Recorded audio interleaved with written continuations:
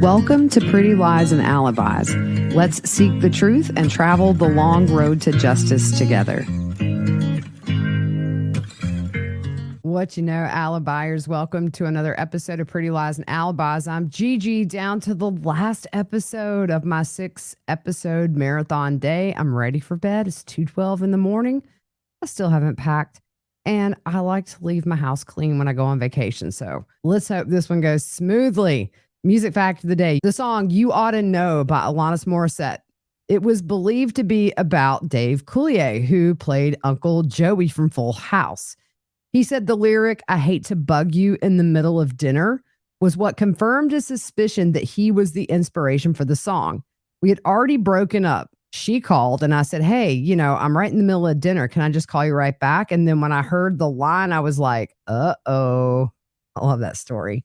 And I love Alanis Morissette. She's great. Okay, so we're down to the last episode for Chandler Halderson. It's not going to be quite as long.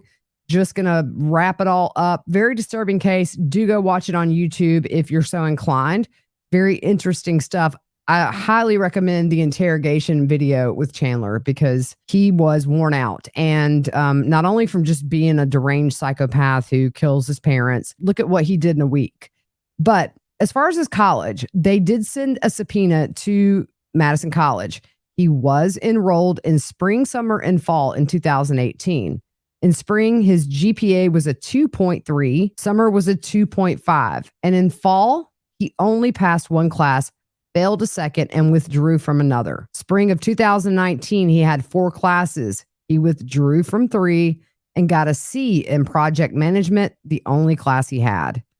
In fall of 19 and fall of 2020, he failed all of his classes. They also showed the flip phone that they found in his room. Turns out that's the burner phone that he used to impersonate somebody from the college when talking to Bart. When Bart said, "Kind of sound like Chandler." He was right. They show Omar Job's name circled in an email from Bart to Krista. That was a real employee of the college. On June 29th, 2021, Bart's cell phone records show the call from his phone to Madison College. It lasted for 19 minutes and 46 seconds. So obviously they bring in a lot of people who say, "We don't work here. That person don't work here. Our emails have .edu. They brought somebody in from the insurance company who told the extension they use on their emails, which is not gmail.com. And they bring in Stephen Fair, who worked as a report supervisor for the accounting firm that Bart worked for. He accessed Bart's emails for investigators, and on his work calendar on July 1st, he had the meeting at 3:00 scheduled for Chaz, MATC. Chandler was called Chaz, but it gets really confusing to jump between the two, so I've called him Chandler. But I think that meeting right there was really what sealed the deal. And talking to Omar Job, who did testify. On June 29th, 2021, he was the one that had a call with Bart Halderson, who was pretending to be Chandler. So Bart kind of played Chandler at his own game there at the end. They play the call, and Bart says he's trying to get an appointment with somebody, mainly to get his transcript, a printed copy of a certificate that was earned, and other degree verification. He asks, "How do I get that done?" Omar says for the degree, you download the duplicate diploma form and send in a check or money order and $4, and it'll be mailed for you. For the transcript, you have to go online to request it.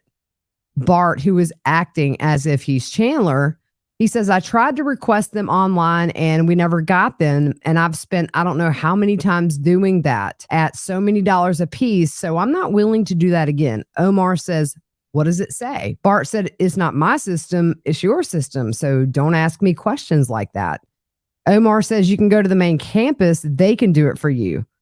Bart said, "If you've earned a certificate in the solar program, who do I talk to?" Omar says, "I don't see you earned a certificate. You were taking IT courses, but I don't see you're even in the program." So they're going back and forth trying to find Chandler's account, obviously with no luck.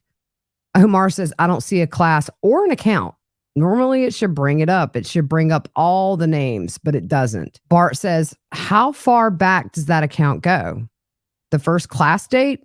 Omar says, "Spring of 18. but I don't see you were admitted into any program. Bart says, do you see the IT degree in there? Omar says, no, those are just classes you took. You could have taken those classes and not be in the IT program. Bart says, does the internship from the spring show up in there? Remember the one he said he got paid for? Omar says, what year? And Bart says, 2021, this year. And Omar says, no. Bart said, would it normally show up in there? And Omar says, yes. Bart asks, do you have an Alyssa Brandt that works on that campus? That was one email account that Chandler sent to his dad. Omar says no. He asks, does that system check everybody on campus? And Omar says yes. Bart lists another name of an email Chandler had showed him. Does he work here? No. Bart says, okay, that should do it then. Thank you for your help.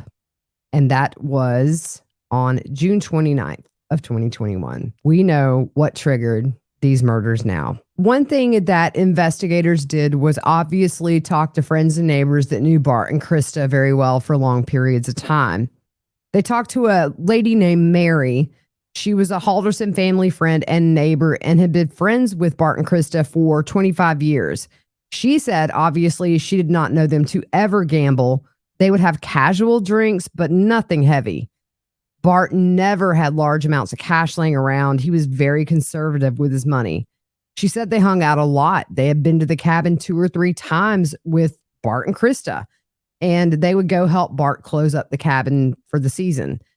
They never rode together because Bart would have to bring whatever he needed with him, so the car was always full. They knew when Bart and Krista would go to the cabin, they were planners, so they made sure somebody knew they were going. As parents, Krista would prepare food for Chandler when she was going to be away, and the cabin is dog-friendly, so they took their dogs with them. Krista texted Chandler when she was out or when she was at the cabin, like when they got there, and was always in contact with the boys. They had cell phone reception at the cabin. She never had any problems getting a hold of Krista. Krista never had problems getting messages to her. She learned they were missing when an officer called and told her Chandler had reported them missing. Once they learned about Bart and Krista, she texted Chandler and emailed Mitchell. She actually offered to bring Chandler food. He just came to their house. July 7th, the day before he's arrested, he came over for dinner around 7:45 or 8. When her husband went to go get the pizza, her and Chandler talked, and she said some things just didn't add up as far as the Bart and Krista she knew. She was uncomfortable so much that while her husband was getting the pizza, she went into a different room.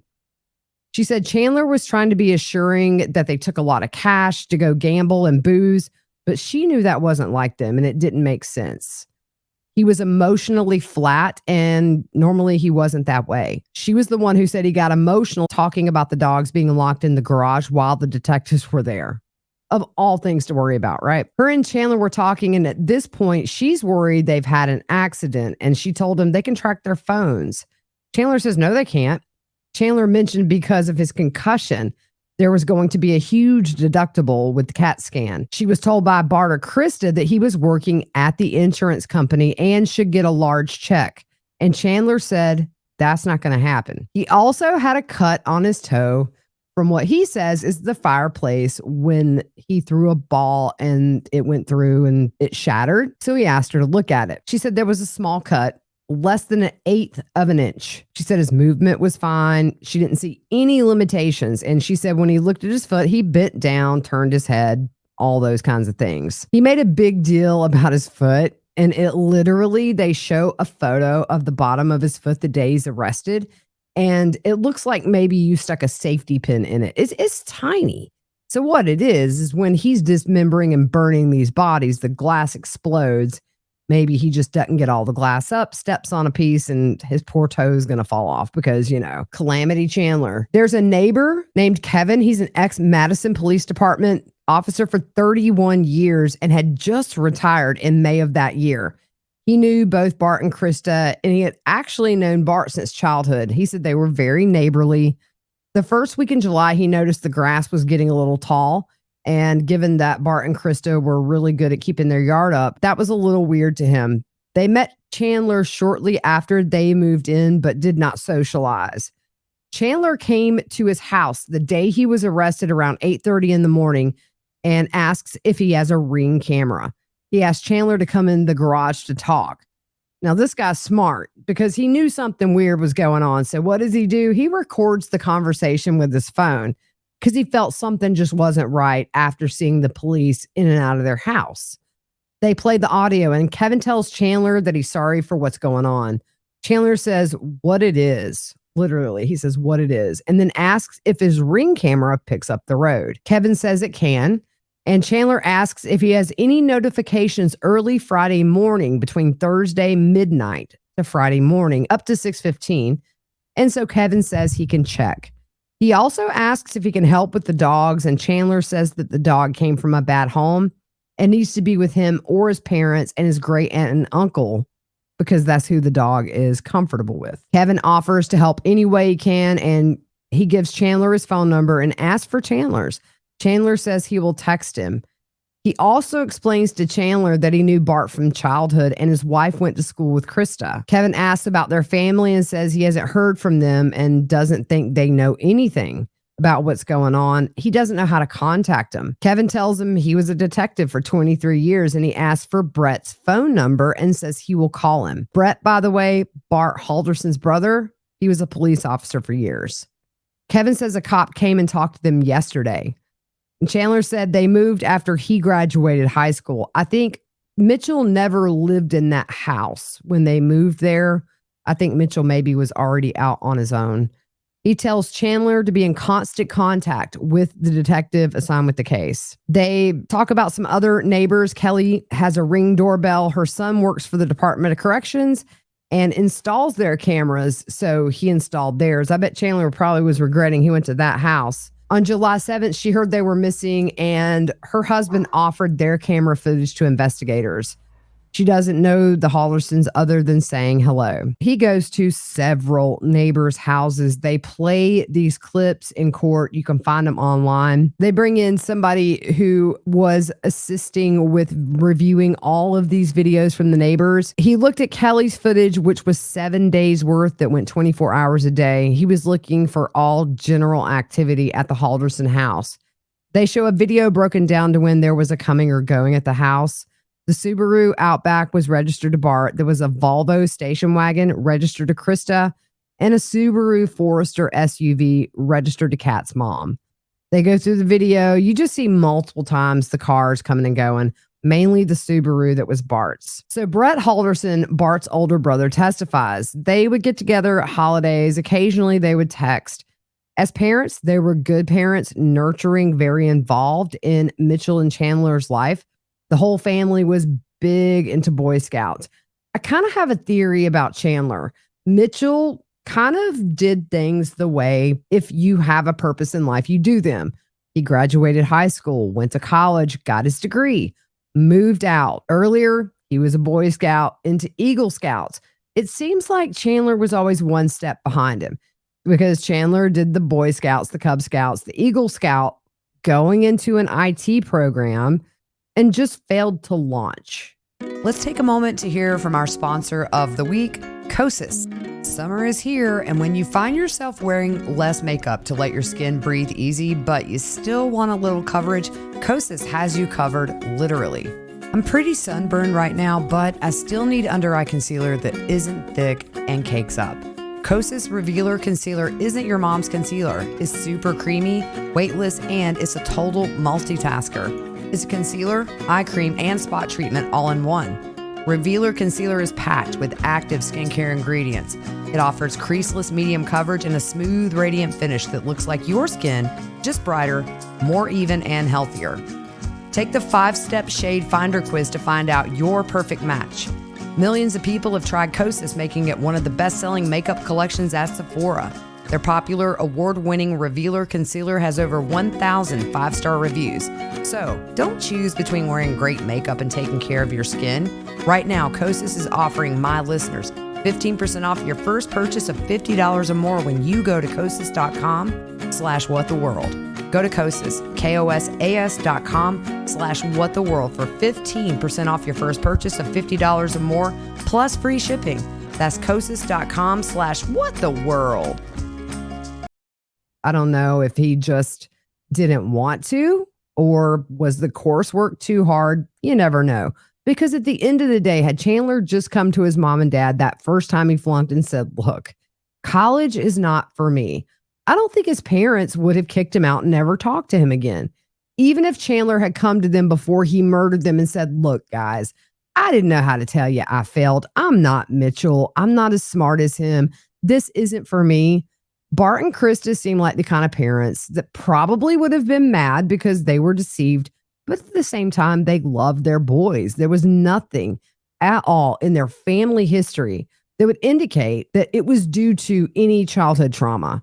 So you just have to wonder, nature versus nurture very much fascinates me. Is somebody born this way? Is their DNA wired differently? Do they become this way? Back to his brother. He was a police officer. His first impression was maybe they were just at a phone range and he thought they would hear from them soon. He tried to call. After that, he called Chandler to try to get a little more information. Chandler told him the same story, except he mentioned the name Dan. He told Chandler to find out who Dan is and ask neighbors about cameras. Because in this day and age, if you're going to hurt somebody, like my house, every single corner of my house, there's not a piece of my property that does not have a camera on it that will alert my devices morning, noon, night. And it makes it so much harder for people to get away with crimes these days, not to mention these things right here that we carry everywhere. Our cars, the parts of our car we can't see are registering sometimes where we're going. It blows your mind. This is a moment, I think, where Chandler panicked. But at the same time, to do what he did, he is a very, very sick puppy. From the lies up to dismembering his parents. There is nobody with a normal brain that's going to do that. He was evil. Bart's brother Brett spoke with deputies and investigators. He also got pictures together for posters. He talked to Chandler multiple times a day once he was made aware they were missing.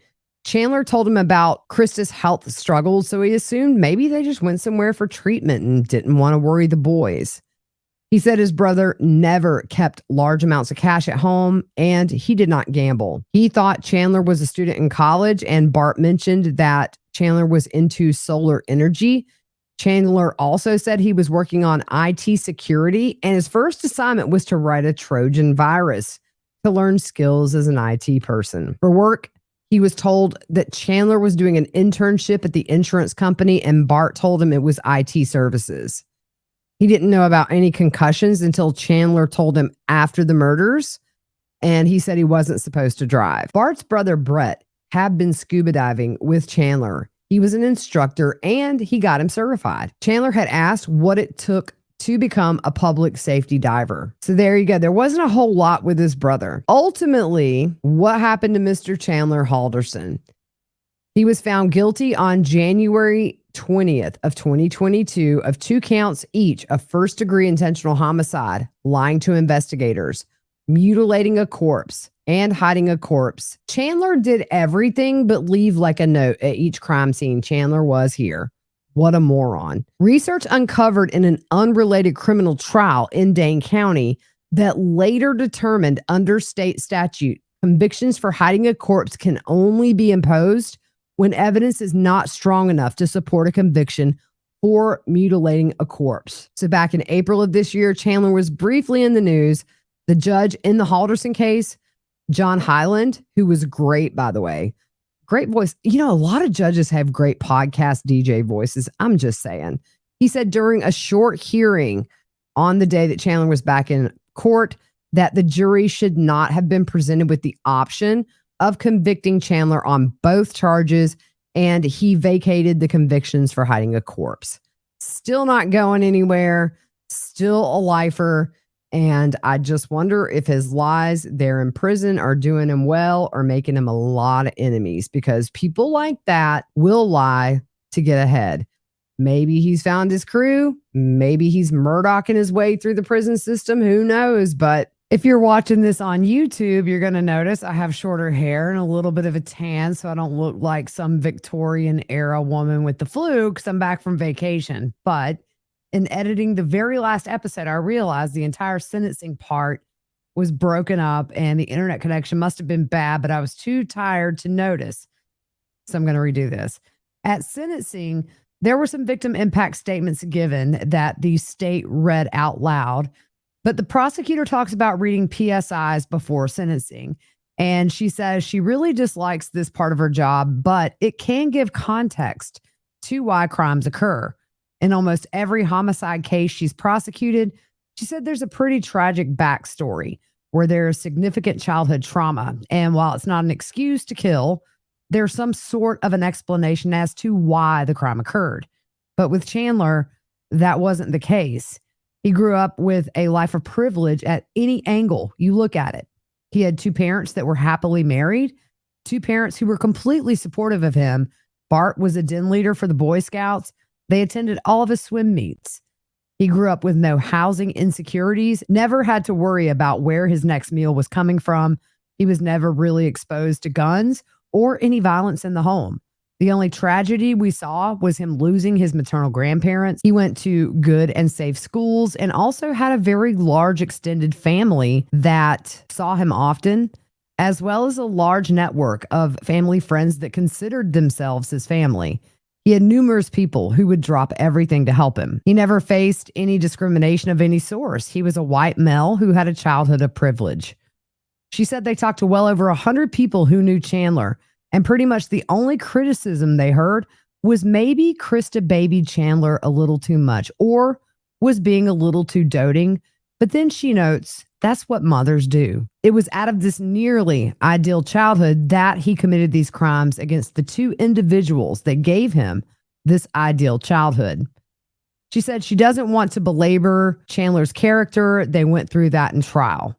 But she said out of all the jail calls and messages that they've listened to, there was never a moment that they heard where Chandler mourned his parents. She said, I prosecuted a lot of cases where someone kills a family member, even in very abusive situations. There's always some hint of missing that person, but not with Chandler. In fact, someone messaged Chandler after the memorial service for Bart and Krista was held, and they said they were sad. So Chandler suggested they watch a slasher movie and went on to recommend the Halloween movie. With how impactful it is to lose a parent, there's been no tears, no comments. You could say people grieve differently, and that's certainly possible, but there is a certain amount of callousness with Chandler. She talks about the seriousness of the offense, and the world no longer has Bart and Krista Halderson. One was read. That was from Mitchell's then fiance. And she said her life will forever be changed by that week in July of 2021. She's lost her future in-laws and goes on to talk about all the milestones and the wedding planning and things that Bart and Krista would miss. She said they were amazing people and they were there to help anyone and everyone in any way they could. They were amazing people. They also read a letter from Bart's mom. She said she loves Chandler no matter what and wanted Chandler to have the possibility of parole. Krista's best friend of over 38 years, Jane, said Krista's purpose in life was to be a mom. Bart worked hard and provided for his family. He liked the outdoors, fishing, and his family. He's described as generous and always doing things for other people. The victimization that was caused here extends well beyond Bart and Krista Halderson. I don't know what the rehabilitation factor would be for Chandler. We don't have any understanding of Chandler's problems and what led to this. A normal kid with a normal life who did an abnormal thing. A challenge that we don't know his rehab needs. The court has to consider the safety of the public, and Chandler chose to kill both his parents on a single day because he was caught lying. Those inconveniences are constant in life. The difference between everyone here and Chandler is all of us have addressed those problems, but he has not. No one who has interacted with Chandler will ever be the same. The defense gets up and they say, we've talked about family and the seriousness of this. This is a family situation. Whatever happens today, no one is going to be happy. This family will always be touched by the situation, including Chandler. It's become a public affair. We're asking for the possibility of parole. I want to stress it's the possibility and not the guarantee. Chandler is young. He just turned 24. There's a lot of growing up, a lot of adulting he will miss out on that will affect who he becomes in the future. I know they have to do their job, but that's a little bit of a reach. If your honor believes it's a delicate combination of punishment and rehabilitation, redemption, if you will, there's only the option of life with the opportunity of parole. Then Chandler is asked if he wants to give a statement, and he does. And what does he say? Your Honor, I want to use this opportunity to state my intent to appeal my convictions. If there are any lawyers listening and willing to take on my appeal, take a moment to reach out to me. It's not that I don't have feelings, it's that I was warned not to show them due to the scrutiny of this case. Thank you. Hogwash. The judge said it's important to acknowledge that the trial and the process in this case that brings us here today was the unified effort of many people. He recognizes the jurors. He says he's spoken to them. They have no regrets about their service or their duty. He also recognizes the witnesses who testified in this trial. And he said if there's one thing positive that comes from this, how law enforcement investigated and prosecuted the case. At every trial, I hear defense speaking to potential jurors that defendants have a right to a fair trial. They do not have to prove anything. And he gets very emotional talking about the judicial system as a whole and says he's very passionate about it. He says, I don't know the victims. I never did. I know people like them, and the court honors your loss. He explained on top of the offenses themselves, Chandler's actions to hide the crime makes them even worse. Ultimately, for the safety of the public, Judge Hyland ruled that he could not give Chandler the chance to receive extended supervision or the chance of parole. He says, I don't like telling his grandmother I'm not able to give her the relief she's asking for out of her love for her grandson. I cannot do that. He said, I have to, for this sentencing, ensure that the only time Mr. Halderson comes back to the community is to have the privilege of a proper burial that he denied his parents. So that is how all of that ended. And there you go.